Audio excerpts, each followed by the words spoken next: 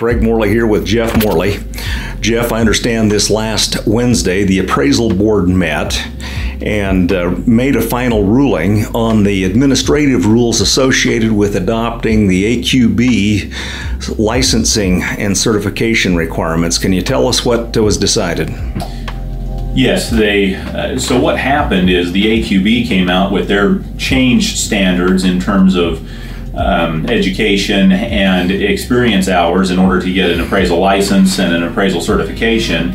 But what I think a lot didn't realize is that then had to be adopted at the state level in each of the states. And so for the state of Utah, we've gone through the administrative process of making the necessary amendments, and the board was finally just prepared after the public comment periods and the process that the state had to go through.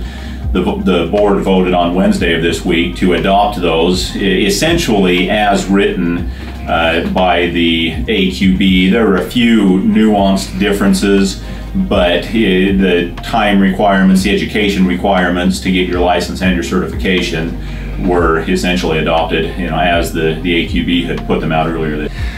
So Jeff, when do these changes go into effect? For the state of Utah, the changes should become effective on September 1st, I believe. Jeff, if I wanted to get more information about the changes for appraisal licensing in Utah, where can I get that information? The division director, Johnny Stewart, had posted an article about that in their division newsletter, which was for the second quarter of this year. Has information about the state rules. The AQB rules can be found online just with a Google search for AQB rules or new appraisal licensing rules.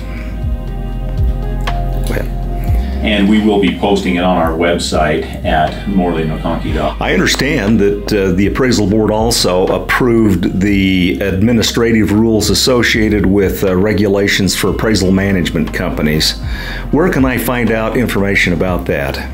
Yes, those were voted on and approved with our last board meeting as well.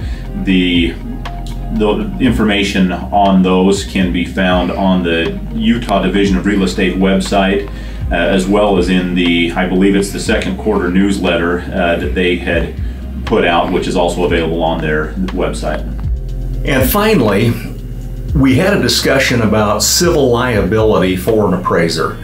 Recently, the Division of Real Estate put a statute of limitations for licensing actions at 10 years, where prior there was no limitation at all.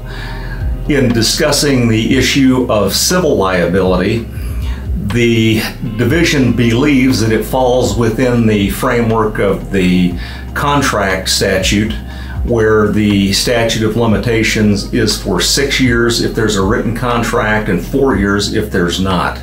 We may need to investigate further to see if that meets all of the needs for the appraisal community.